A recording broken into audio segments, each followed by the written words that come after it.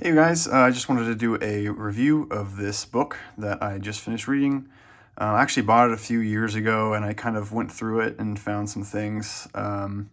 But I wanted to go through this again because I start training for a major airline very soon. And in this downtime that I have found myself in, I wanted to just kind of, look everywhere I could to, improve my own knowledge base and kind of stay, sharp, so to speak, on this stuff. So anyway, went through it. This is this book, Professional Pilot by John Lowery. This is the third edition, apparently. ASA published it. Looks like it first was published in 2001, the first edition. This is the third edition, which looks like it was printed in 2008. So it's a little bit old, and you can actually tell when you read it. There's a lot of stuff in here, not a lot, but there's a decent amount of stuff in here that has kind of aged a bit and maybe isn't so current.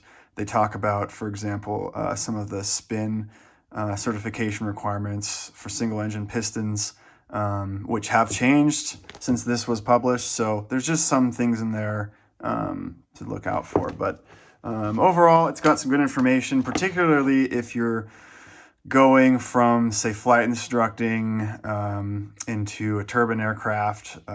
I got this. I had already been flying citations and CJs, single pilot, and then SIC and a Hawker and a Challenger. And I remember buying this book as I started a job managing and flying a CJ. And I just wanted to kind of go to the next level. I didn't get any. My background has no real airline training in it. I flew for a 91K 135 operator for a little while after getting this book. But I felt when I bought this that, I felt like I had some holes that I wanted to kind of fill. So that was kind of the purpose for buying it. I just got done kind of reading through it. This is definitely written, I think, more for the corporate pilot. It's John Lowery, I believe, is a corporate pilot, and he talks about flying Learjets and Saberliners, and he uses he references those aircraft a lot. When he's talking about subjects, he will, here's one right here, an example. There you go.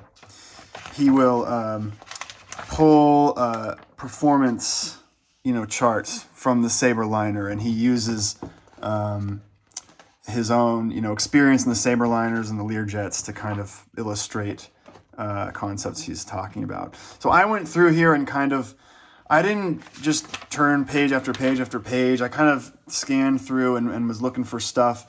I was looking less for he uses King Airs as examples, and he's talking about things like low-level turbulence. And some of this stuff I didn't really, I kind of skipped over it because I already knew about it. But I went through here with a highlighter, and I tried to kind of highlight a bunch of stuff that I didn't already know or that I felt was really important, stuff that should be emphasized. I found a lot of the stuff in here about tires and tire failures and braking and things like that was really interesting. It's got, if you kind of look at the contents here, he kind of breaks everything down into phases: takeoff phase, en route phase, and landing phase. Talks a lot about weather. I think one of the best chapters in here is actually on icing, and he talks about icing certification and why it's such a it seems like a lot of people don't really know that aircraft are iced or are certified, or they don't know the kind of the parameters for certification for flight into known icing. And he talks about this is kind of the biggest point he makes, is that aircraft, even those certified under Part 25, are only tested within environments that have water particles that are about as big as 50 microns in size, even though freezing drizzle and freezing rain can go up to 5,000 microns. and you will end up flying through this stuff. Aircraft, even, your airliners are not certified, they're not tested in this stuff. So by this day and age in 2023, statistically speaking, it seems like, okay, even though airplanes are flying in this stuff, while they're in the air,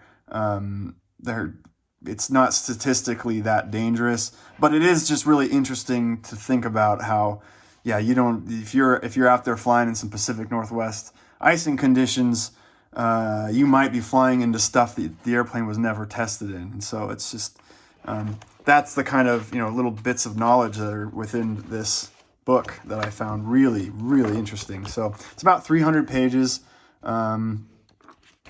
I would recommend it, like I said, especially if you are going maybe from flight instructing or other, banner towing or survey work or whatever. If you're getting into turbine aircraft, there's a lot of good stuff in here. Just keep an eye out for the kind of dated information. Again, it was last updated in 2008, and we've had some changes since then. We've really started using the iPad in the cockpit since then. We've got a lot more, we're using apps a lot now for our performance stuff. We're not needing these charts.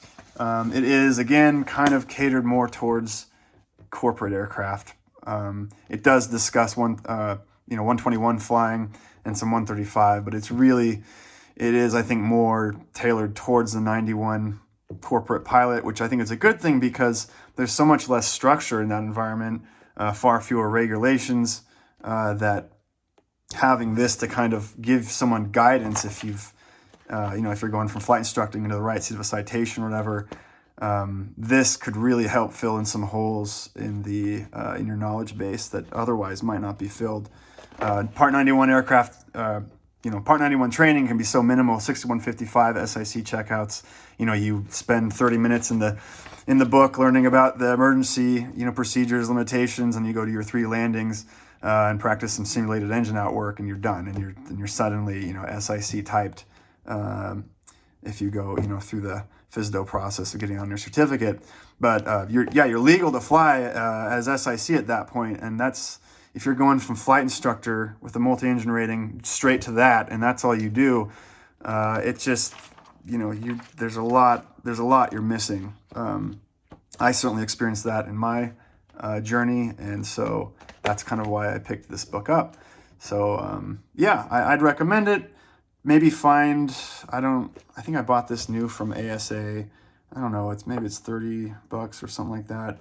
You can find a used copy. I'd try and get the most up-to-date version. Maybe there's a newer version out since I bought this. This is the 3rd edition from 2008. Go definitely, if you can, spend a little more on the most up-to-date version, because that's just things have changed so much that you don't want to be reading super old, ancient stuff.